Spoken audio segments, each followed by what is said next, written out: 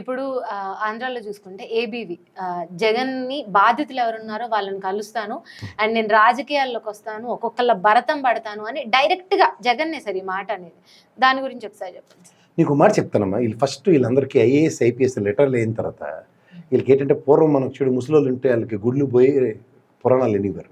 వీళ్ళు ఏంటంటే వీళ్ళ టాస్కే జగన్మోహన్ రెడ్డి. ఈ చిన్నపిల్లలకి ఆడుకోవడానికి గెలక్క ఇచ్చినట్టు వీళ్ళకి జగన్మోహన్ రెడ్డి. ఎందుకంటే జేడీ లక్ష్మీనారాయణ తీసుకో 1,00,000 కోట్ల అవినీతి అని చెప్పి మొదలెట్టి దుకాణం లాస్ట్కి 1,600 కోట్లు తెలిచాడు. కానీ అంతవరకు ఈ తపేల ఛానల్ వాళ్ళు మొత్తం వాళ్ళందరూ వదలగొట్టి ఈ రోజుకి కూడా 1,00,000 కోట్లనే బతికేస్తున్నారు వాళ్ళు జగన్మోహన్ రెడ్డి మీద. తర్వాత ఈ ఐఏఎస్ అయిన ఐవీఆర్ కృష్ణారావు ఒక ఆయన, ఈ జయప్రకాష్ నారాయణ, వీళ్ళని ఒకసారి గమనించు నువ్వు. వీళ్ళు ఏంటంటే సత్సంగంలో చెప్తారు చూడు ప్రవచనాలు. ఈ సిస్టమ్ ఇలా కాదండి. ఆ జయప్రకాష్ అయితే ఊగిపోతాడు. ఐవీఆర్ కృష్ణారావు అయితే వీళ్ళ జీవితంలో చీఫ్ సెక్రటరీలుగా ఎలా పెట్టినప్పుడు ఒక్క దాని మీద డీసెంట్ నోట్ రాశారేమో కనుకో. ప్రభుత్వం మీరు చేస్తున్న తప్పు, ఇది ప్రజాస్వామ్యం, మా దగ్గర ఫైనాన్షియల్ ఎబిలిటీస్ లేవు, నాకు ఫైనాన్స్ సెక్రటరీ చెప్పాడు, మీరు చేస్తున్న ఈ కార్యక్రమానికి డబ్బులు లేవు కాబట్టి నేను డీసెంట్ నోట్ ఇస్తున్నాను చెప్పమను. ఏముంది మా అయితే ఎల్వి సుబ్రహ్మణ్యం గారిని స్టేషనరీకి పంపించలేదు చీఫ్ సెక్రటరీ పోవడానికేవి. కానీ లాస్ట్ వరకు సాల్వా కప్పించుకుని మర్యాదపూర్వకంగా బ్రహ్మాండంగా రిటైర్ అయ్యి బయటకు వచ్చి ప్రవచనాలు. వీళ్ళకి మళ్ళీ ఆ బీజేపీ సన్నిధానం. నేను అంటుంది ఏంటంటే వీళ్ళందరినీ ఒకసారి నువ్వు గమనించు. ఎలక్షన్ ముందైతే జయప్రకాష్ నారాయణ మరి ఓసరు వీళ్ళైనా ఆలోచిస్తుందేమో రంగు మార్చడానికి, మాత్రం జగన్మోహన్ రెడ్డిని ఆడిపోసుకోవడానికి కంకణం కట్టేసాడు. గమనించవా? సో వీళ్ళందరిది ఏంటి లాస్ట్కి సన్నిధానం? ఇట్ ఈస్ కుల ప్రాతిపదిక మీద అనుకో, లేకపోతే ఇంకేదని అనుకో. ఈ ఏబీ వెంకటేశ్వరరావు ఈయన గురించి మాట్లాడదాం. ఒక్కటి పనికొచ్చింది పని చేసాడు. ఫస్ట్ ఆ కోడికెత్తండి ఓ పోలీసుడు 4 పీకి లాప్టే తమాషాలు కొందరు ఎవరు నేను పంపించండి చెప్తే 2 నిమిషాలు తేలిపోద్ది. దానికి ఎన్ఐఏ వాళ్ళు పిలిచి ఆ పిండి పిసుకుతారు చూడు, చపాతీ పిండి పిసికినట్టు ఇప్పటిదాకా పిసికి వస్తుంది. ఇంకోటి అక్కడ వివేకానంద రెడ్డి గారు మాట్లాడు సిట్ ఆఫీసర్ అవడమ్మా. ఆ రోజు గవర్నమెంట్ ఎవరిది? మనోడే కదా. మళ్ళా మనమాట కామెడీ కాకపోతే హెడ్ కానిస్టేబుల్ పంపిస్తే 4 పీకి ఏ పనికిమాలను ఎదవ చేశాడు. ఇంత బ్రోటల్ మర్డరు, ఇంత దొంగతనం ఏ ఎదవ చేశాడు. ఈ 4 ఎదవలు చెప్పి గంగిరెడ్డి గారు, ఈ దస్తగిరి గారు అన్ని అబద్ధాలే చెప్తున్నారు. ఈడెవడో ప్రొఫెషనల్ కెళ్ళర్ వచ్చి చంపాడని హెడ్ కానిస్టేబుల్ గారు 2 నిమిషాలు చెప్తాడు. అది పోలీస్ డిపార్ట్మెంట్ సామర్థ్యం. నెక్స్ట్ మాంతికి చేతకాలే ఇప్పుడు ఇటు తిప్పి అటు తిప్పి ఎవరికి సిఐబిఐకి ఇచ్చారు. గతంలో చంద్రబాబు గారి కేసు అన్నప్పుడు ఇక్కడ ఏసీబీ అండ్ సిఐడి పనిచేసింది. అంటే ప్రొఫెషనల్ ఎఫిషియన్సీ పోలీస్ డిపార్ట్మెంట్కి ఉంది, వాళ్ళకి ఇలా దండం పెట్టాలి.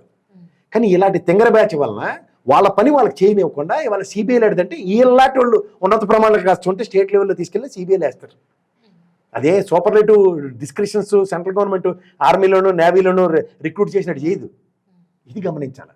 సో ఇక్కడ మనోడి వల్ల సిబిఐ దాకా పోయిందంటే ఈ పిండి పెసక్క ఏ రోజైనా తీసుకొచ్చి సిబిఐలకి ఇగో నేను నా ఇన్వెస్టిగేషన్ రిపోర్ట్ అని బయటపెట్టిన ఉదంతో చెప్పు.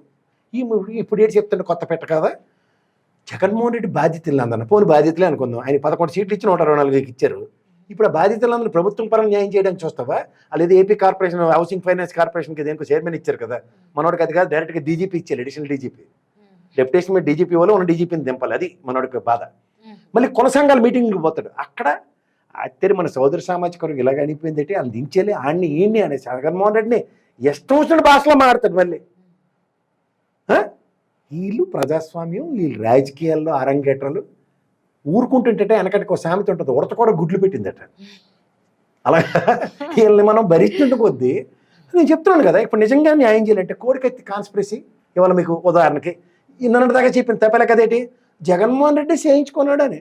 మరి నీకెందుకు పోయి ఆవేశం ఆలింటిపోయినా పరామర్శకి అంటే నువ్వు ఆవేశం ఆపుకోలేకపోతావు. అంటే ఎప్పటికీ ఇది బయట రావట్లేదు. నేను వెళ్తేనే ఏదైనా వస్తుందేమో అని ఆత్రం ఆపుకోకపోయినందుకు అవుట్కమ్ నీ చుట్టే తిరగలేదు. అన్నయ్యుడికి బుద్ధిగానే ఉంటే ఒకసారి వచ్చి కెలికితే ఏట్రా బాబు నువ్వెందుకు పరామర్శకి వెళ్ళు ఏడు సంగతి అని చెప్తే ఖచ్చితంగా అసలు విషయాలు బయటకు వస్తాయి. ఇది అలాగే హెడ్ కానిస్టేబుల్ స్థాయిలో రజాలో చేయవలసిన వివేకానంద రెడ్డి గారు మాట్లాడితే ఎప్పటికీ పీకి పాకం పెట్టి కూర్చోబెట్టాడు. కారణం మనోడి నిస్సహాయత.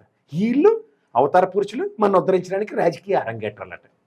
వీళ్ళకి మనకు పనికి ఆహార పథకం కల్పించి దా బాబు అలా జేడీ లక్ష్మీనారాయణ చూడు డీజీపీ ఉపతలిగి రాజకీయాల్లోకి వచ్చేసి ప్రపంచాన్ని అలా గట్లు తిరగేసినట్టు తిరగేసేస్తానని 1,00,000 కోట్ల అవినీతి అని చెప్పి మళ్ళీ వాళ్ళు కూడా జగన్మోహన్ రెడ్డి బదనాం చేయడమే.